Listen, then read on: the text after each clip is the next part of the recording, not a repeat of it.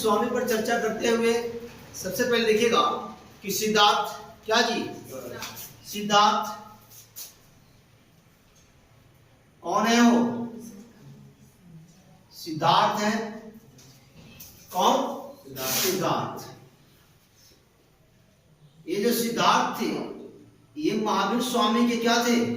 पिता।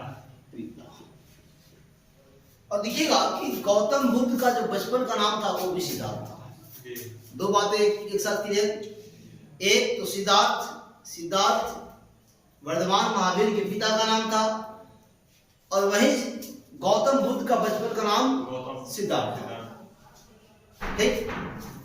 फिर देखिएगा कि सिद्धार्थ किस कुल से थे? जात्रि कुल से थे, क्षत्रिय थे। क्या थे? क्षत्रिय थे। और ये पार्श्वनाथ के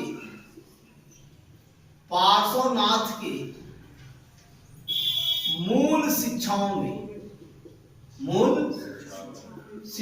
में विश्वास करते थे। क्या करते थे?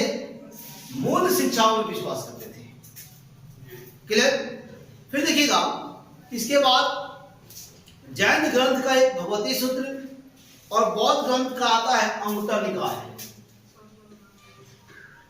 जैन धर्म ग्रंथ भगवती सूत्र, बौद्ध ग्रंथ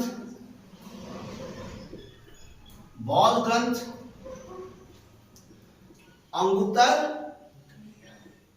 निकाय। अब देखिएगा ये जो दो ग्रंथ हैं, भगवती सूत्र का संबंध किस धर्म से? और अंगुत्तर निकाय का बौद्ध। इसमें 16 महाजनपदों और 10 गणराज्य का, इन दोनों ग्रंथों में 16 महाजनपद एवं 10 गणराज्य का उल्लेख मिलता है, वर्णन किया गया। अब जो 10 गणराज्य थे इसी में से एक गण था वज्जी संघ। क्या था? वज्जी। और इसी वज्जी संघ के राजा थे कौन? सिद्धार्थ, अर्थात महावीर के पिता। क्लियर? महावीर पर विशेष चर्चा करेंगे क्योंकि पार्श्वनाथ के जो शिष्य थे वो निर्ग्रंथ काल है, आप जान चुके हैं। इसके पश्चात देखिएगा निर्ग्रंथ का मतलब होता है कि बंधन मुक्त, जिसको संसार का किसी भी प्रकार का मोह न हो, वह बंधनों से मुक्त हो। क्या कहलाए? निर्ग्रंथ कहलाए। सिद्धार्थ की विवाह देखिएगा लिच्छवी वंश की राजकुमारी त्रिशला के साथ हुआ था, जो चिटक की बहन थी।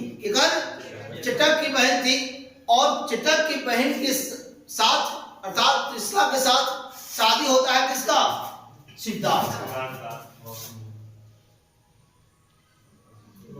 महावीर के पिताजी।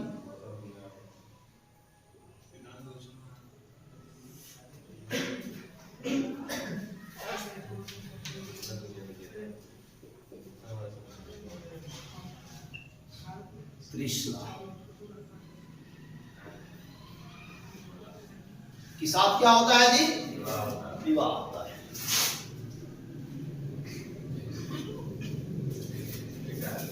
ये छोटी क्या है? छोटी है, अगर नहीं त्रिशला के साथ विवाह होता है। देखिएगा इनको संतान उत्पत्ति होती है, और संतान में पहले संतान जो होते हैं उनका नाम होता है नंदीवर्धन। इन दोनों के पहले संतान का नाम होता है नंदीवर्धन। क्या नाम होता है जी? पहले पुत्र की प्राप्ति होती है तो क्या होते हैं? नंदीवर्धन। क्लियर? लेकिन दूसरे संतान जब गर्भ में पल रहा होता है तब तक आकाशवाणी होती है, देवताओं के द्वारा आकाशवाणी होती है, और देवताओं ने आकाशवाणी करी कि आपके गर्भ में पल रहा संतान भारत का महान सन्यासी होगा। क्या होगा? भारत का महान सन्यासी होगा। अर्थात वर्धमान की जन्म होती है और जन्म आप जानते हैं कि 540 ईसा पूर्व। कब? महावीर की जो जन्म होती है, जिनका बचपन का नाम क्या था? वो बचपन, देखिएगा,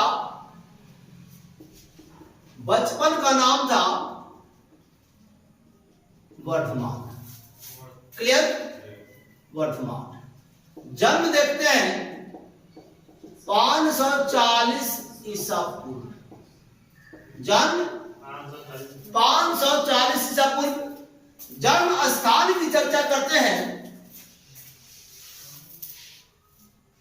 तो वैशाली का कुंडल ग्राम, वैशाली का कुंडल ग्राम का वर्तमान का पोखरपुर, याद रखिएगा, वर्तमान का पोखरपुर।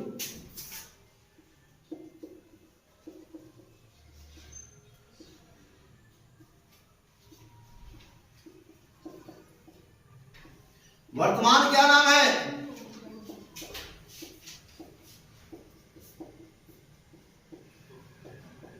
पोखरपुर। वर्तमान नाम पोखरपुर। क्लियर? पोखरपुर में बच्चा का वर्धमान का जन्म होता है। किसका जी? वर्धमान का जन्म होता है।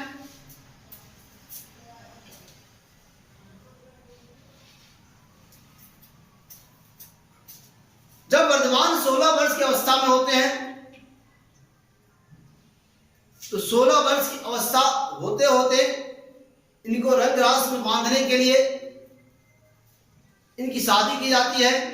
और इनकी शादी जो होती है वो शादी यशोदा के साथ होती है, अर्थात यशोदा नाम की सुंदर कन्या के साथ इनकी शादी हो जाती है। वैवाहिक संबंध स्थापित कर दिए जाते हैं। इनसे एक पुत्री की प्राप्ति होती है और उस पुत्री की जो प्राप्ति होती है उसका नाम होता है प्रियदर्शना। क्या नाम होता है? इनसे एक पुत्री की प्राप्ति होती है जिसका नाम होता है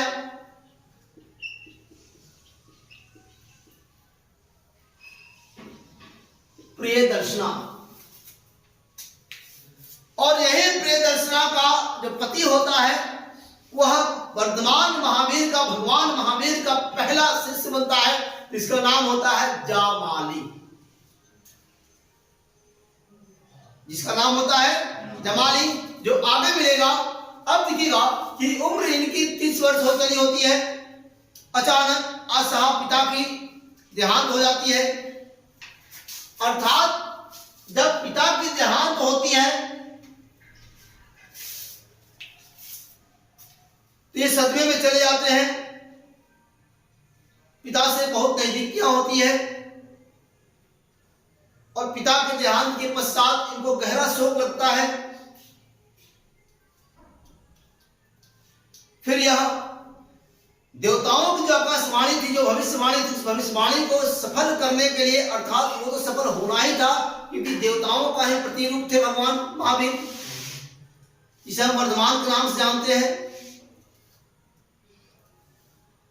30 वर्ष की अवस्था में 30 वर्ष की अवस्था में अपने बड़े भाई नंदीवर्धन से आज्ञा लेकर, यही इंपॉर्टेंट प्रश्न आता है, बड़े भाई नंदीवर्धन से आज्ञा लेकर यह गृह त्याग करते हैं। क्या करते हैं? गृह त्याग करते हैं। जब गृह त्याग करते हैं तो गृह त्याग करके यह ऋजुपालिका नदी, कौन सी होती है? ऋजुपालिका नदी के तट पर, ऐसा कहा जाता है कि 13 वर्षों की कठोर तपस्या के पश्चात इन्हें ज्ञान की प्राप्ति होती है। वृक्ष होता है वट वृक्ष, जिसे हम साल वृक्ष या बरगद का पेड़ कहते हैं। उस वृक्ष के नीचे ज्ञान की प्राप्ति होती है। क्लियर? शिष्यों की बात आती है तो पहला शिष्य इनका दामाद बनता है, जिसका नाम जमाली होता है। आगे लिखेंगे।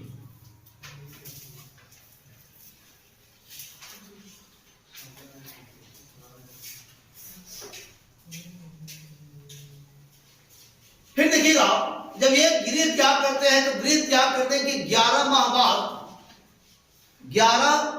माह बाद सुनेंगे थोड़ा सा, लिखना तो है ये 11 माह बाद अपने शरीर के समस्त वस्त्रों का त्याग कर देते हैं।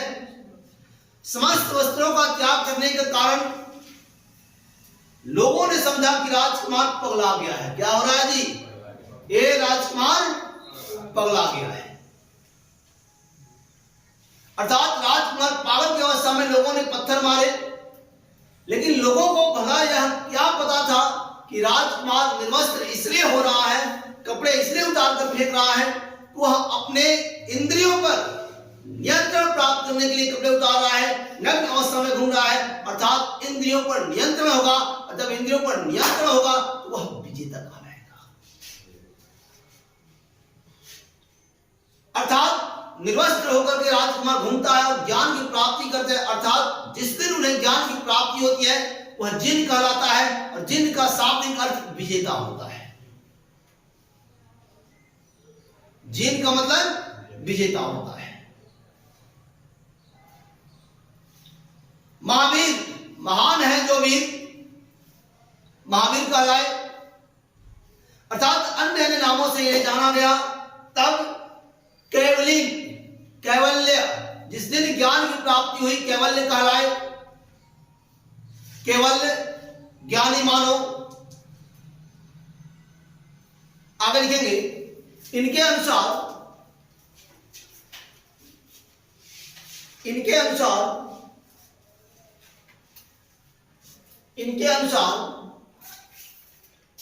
गृह त्याग के 11 माह बाद, गृह त्याग के 11 माह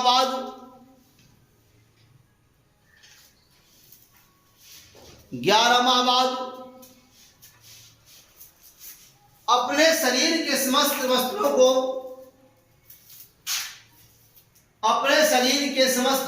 को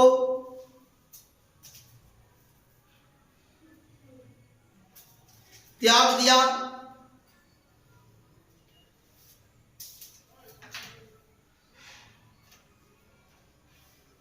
और नग्न अवस्था में घूमने लगे।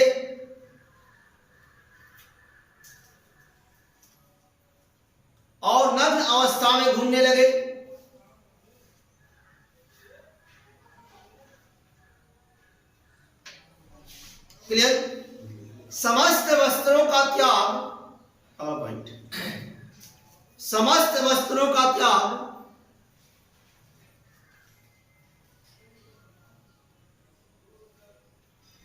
अपने इंद्रियों पर नियंत्रण प्राप्त करने के लिए किया था। समस्त वस्त्रों का त्याग अपने इंद्रियों पर नियंत्रण प्राप्त करने के लिए किया था। नियंत्रण प्राप्त करने के लिए किया था।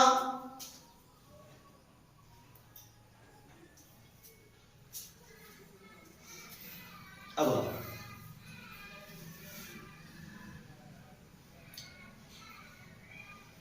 13 वर्षों की कठोर तपस्या के बाद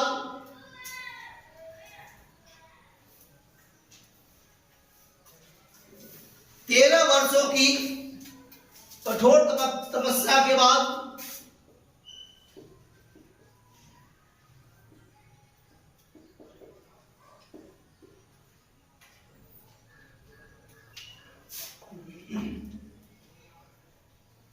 कठोर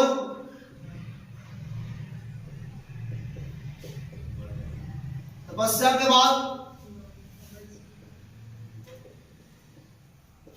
जाम्बिग्राम, या कहीं कहीं मिलेगा आपको रिम्बिग्राम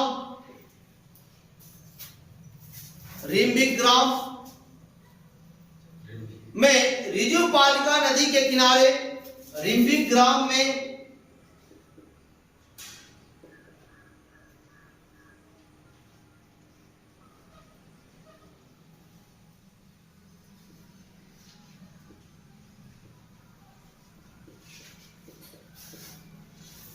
ऋजुपालिका नदी के किनारे, नदी कौन सी थी? ऋजुपालिका नदी के किनारे ज्ञान की प्राप्ति हुई। ज्ञान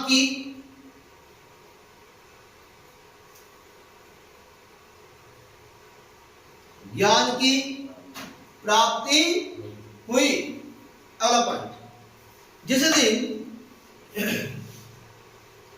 दिन इनको ज्ञान प्राप्ति हुई, इन्हें जिन कहा गया।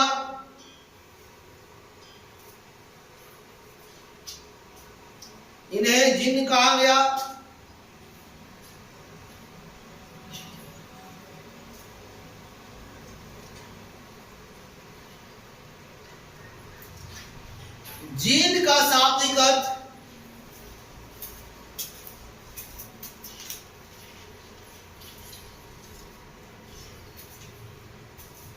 जिन का शाब्दिक अर्थ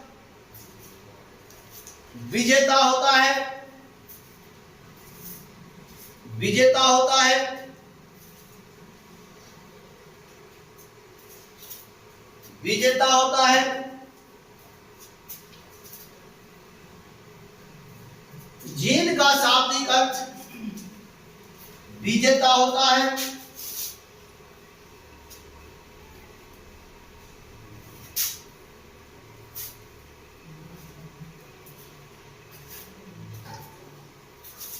इन्हें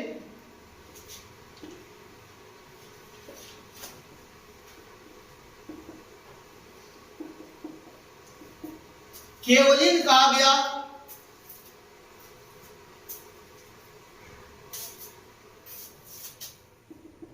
जिसका शाब्दिक अर्थ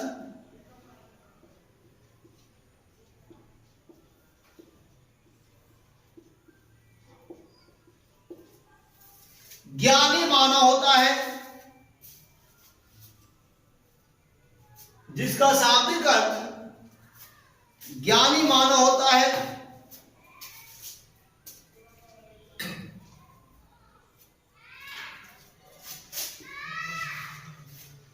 इन्हें अहर्ता कहा गया। जिसका शाब्दिक अर्थ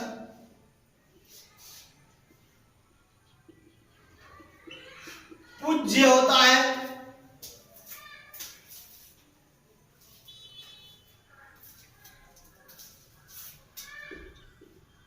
इन्हें महावीर कहा गया।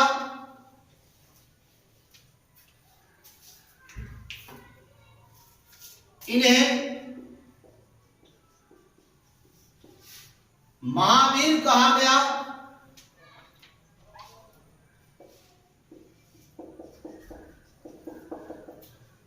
महान है जो वीर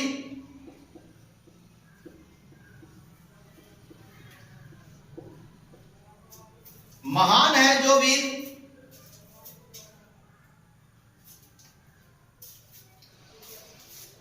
इन्हें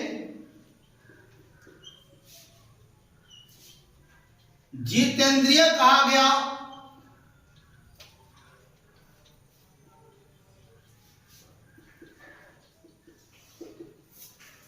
जीत लिया हो जिसने इंद्रियों को, अर्थात जिसने अपने समस्त इंद्रियों पर विजय प्राप्त कर लिया हो, वो क्या होता है जी? जितेंद्रिय होता है। इन्हें जितेंद्रिय कहा गया। जीत लिया हो, जीत लिया हो जिसने इंद्रियों को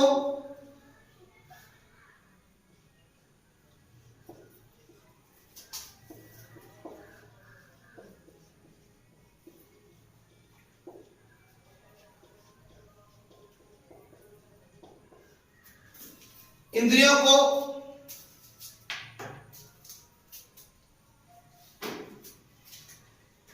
और सबसे क्रांतिकारी प्रश्न जो अभी मैं आप लोगों को बताने जा रहा हूं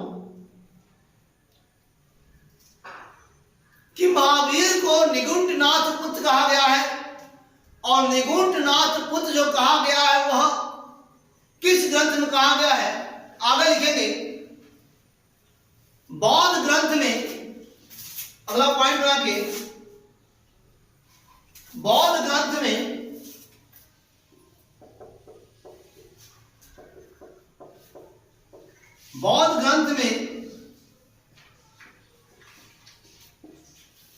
महावीर स्वामी को, बौद्ध ग्रंथ में महावीर स्वामी को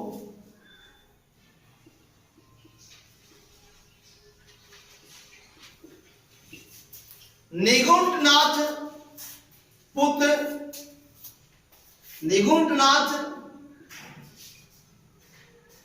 कहा गया है।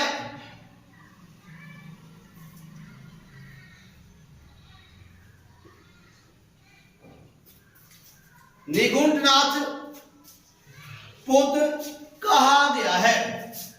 निगुंठनाथ पुत्र किस ग्रंथ में कहा गया है जी? अब देखिए कि महावीर स्वामी की चर्चा हो रही है और बौद्ध ग्रंथ आ रहा है।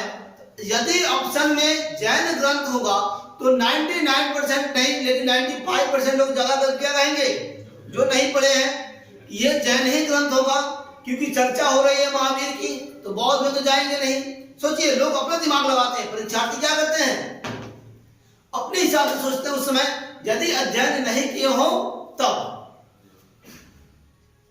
बौद्ध ग्रंथ में वर्धमान महावीर को, भगवान महावीर को, महावीर स्वामी को निगुंठनाथ पुत्र कहा गया है। और यह प्रश्न यूपीएससी बना चुका है, यूपीएससी में किया हुआ प्रश्न है। क्लियर? अगला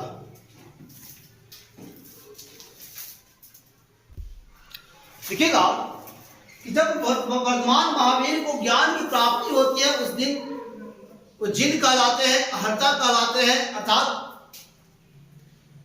महावीर को जब ज्ञान की प्राप्ति होती है जिम्बिक ग्राम या रिम्बिक ग्राम ऋजुपालिका नदी के तट पर, ज्ञान प्राप्ति के पश्चात वह राजगीर या राजगृह जाते हैं। कहा?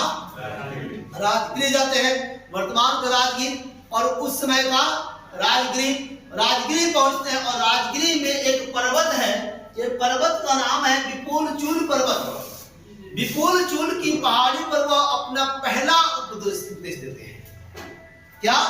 पहला उपदेश देते हैं। अब यहाँ प्रश्न बनता है कि पहला जब उपदेश उन्होंने विपुल चूल की पहाड़ी पर दिया तो किस भाषा में दिया? तो पहला उपदेश प्राकृत या अर्धमगधी भाषा, कौन सी भाषा? प्राकृत या अर्धमगधी भाषा में दिया था। क्लियर? लिखेंगे महावीर ने अपने उपदेश प्राकृत या अर्धमगधी भाषा में दिया,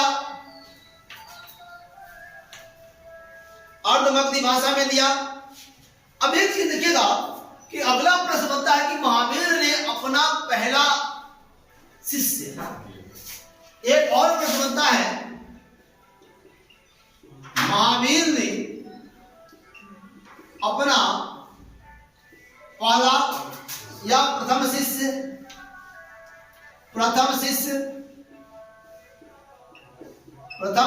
किसे बनाया? तो अपने दमाद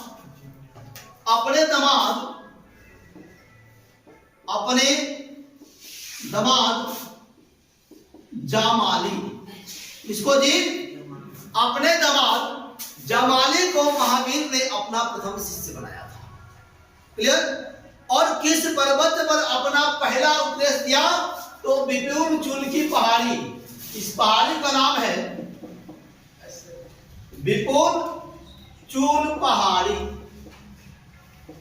विपुल चूल की पहाड़ी। क्लियर?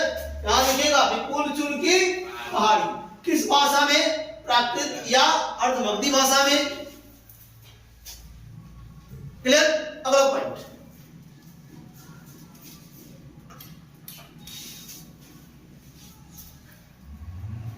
जैन धर्म में दीक्षित होने वाली,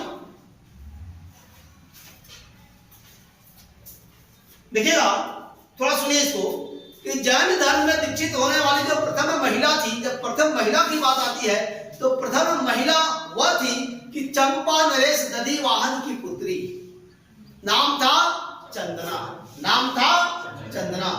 चंपा नरेश दधिवाहन की पुत्री, नाम था चंदना। याद रखेंगे, क्या नाम था जी? चंदना। लिखेंगे जैन धर्म में दीक्षित होने वाली प्रथम महिला,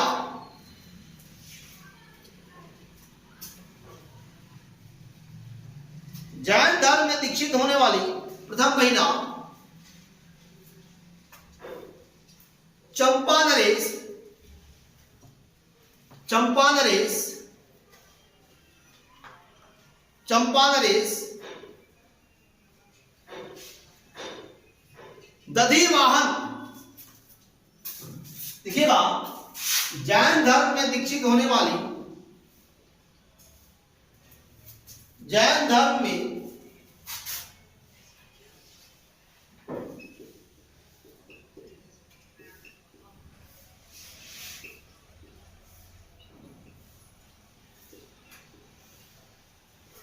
प्रथम महिला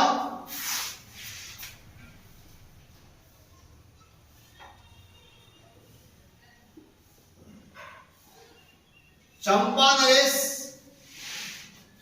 दधिवाहन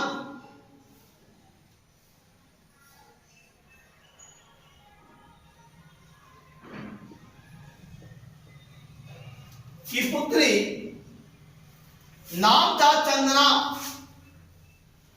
क्या नाम था जी? चंदना थी, चंदना थी। कौन थी? चंदना थी। अगला, महावीर ने अपने समस्त शिष्यों को, एक चीज देखिएगा, सुन लीजिए कि महावीर ने अपने समस्त शिष्यों को 11 गणधर्म में विभाजित किया। कितने गणधर्म में? 11। यह प्रश्न पूछता है कि महावीर ने अपने समस्त शिष्यों को कितने गणधर्म में विभाजित किया था? देखिएगा, 11 गणधर, 11 गणधरों में विभाजित किया, 11 गणधरों में विभाजित किया। अब इस 11 गणधरों में एक चीज देखिएगा कि 10 गणधरों की मृत्यु, 10 गणधरों की मृत्यु महावीर के जीवन काल में ही हो गई। 11 गणधर में 10 गणधर की मृत्यु महावीर के जीवन काल में ही हो गई। एक गणधर जो बच गया उसका नाम पूछता है और ये इंपोर्टेंट होता है। आगे लिखेंगे,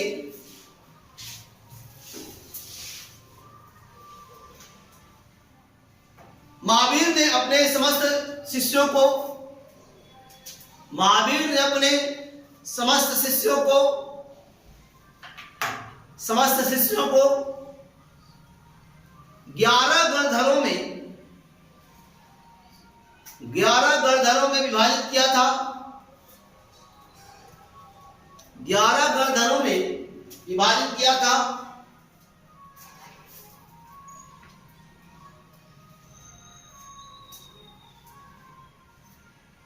ग्यारह गणधरों में विभाजित किया था, जिसमें से 10 गणधर की मृत्यु, 10 गणधर की मृत्यु महावीर के जीवन काल में ही हो गई।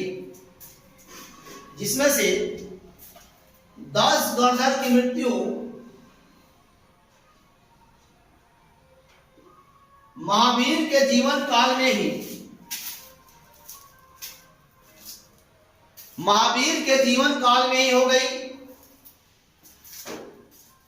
महावीर के जीवन काल में ही हो गई। अब एक चीज देखिएगा कि 11 में से 10 का तो विकेट गिर गया जी। कितने का गिरा? 10 का विकेट गिर गया। 11 मतलब क्रिकेट टीम तैयार थी, सोचिए, और उसमें से 10 आउट, 10 क्या हुए? भगवान को प्यारे हो गए, बचे एक। तो यही जो है, यही प्रश्न बन जाते हैं। ये क्या होते हैं? देखिएगा कि जो महावीर के मृत्यु के पश्चात, निर्वाण के पश्चात, महावीर के निर्वाण के पश्चात जो गणधर जीवित रहे उनका नाम था आर्य सुधर्मन। नाम क्या था? आर्य सुधर्मन। और ये वही आर्य सुधर्मन धर्म थे जो महावीर के मृत्यु के पश्चात जीवित रहे, अर्थात प्रथम थेरा या उपदेशक कहलाए। जैन धर्म के प्रथम थेरा या उपदेशक कौन कहलाए? आर्य सुधर्मन। कौन कहलाए जी? आर्य सुधर्मन कहलाए। कोई दिक्कत? जैन धर्म के प्रथम थेरा या उपदेशक आर्य सुधर्मन। आर्य सुधर्मन कौन थे? 11 गणधरों में से एक। वर्तमान महावीर ने, भगवान महावीर ने जो 11 अपने शिष्यों को गणधरों में विभाजित किया था, उनमें से 10 गणधरों की मृत्यु महावीर के जीवन काल में ही हो गई। एक व्यक्ति बच गया, एक गणधर बचा, जिसका नाम था आर्य सुधर्मन। और आर्य सुधर्मन प्रथम थेरा या उपदेशक कहलाया। अर्थात महावीर के निर्वाण प्राप्ति के पश्चात एक ही उपदेशक या थेरा बचा, एक ही गणधर बचा, जिसका नाम था आर्य सुधर्मन, जो प्रथम थेरा या उपदेशक कहलाया। लिखेंगे आर्य सुधर्मन, आर्य सुधर्मन, आर्य सुधर्मन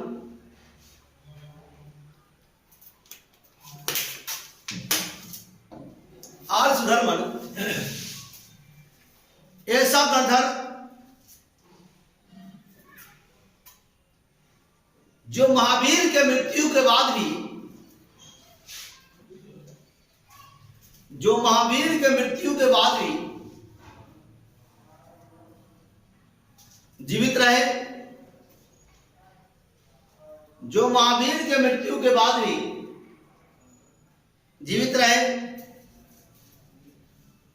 जिसे प्रथम थेरा, जिसे प्रथम थेरा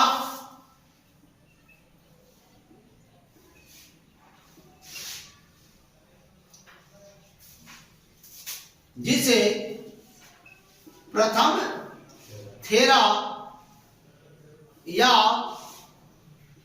उपदेशक कहा गया। जिसे प्रथम थेरा या उपदेशक कहा गया। अगला पॉइंट, महावीर की मृत्यु या निर्वाण महावीर की मृत्यु 468 ईसा पूर्व में, महावीर की मृत्यु 468 ईसा पूर्व में पावापुरी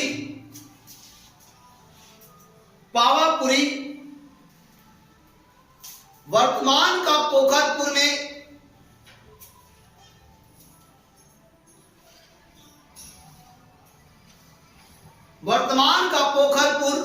बिहार में हुआ। महावीर की मृत्यु या निर्वाण 468 ईसा पूर्व पावापुरी वर्तमान के पोखरपुर बिहार में हुआ। और इसी पोखरपुर के साथ आज लेते हैं विदा, होंगे कल ठीक अपने टाइम पर उपस्थित जैन मत के साथ।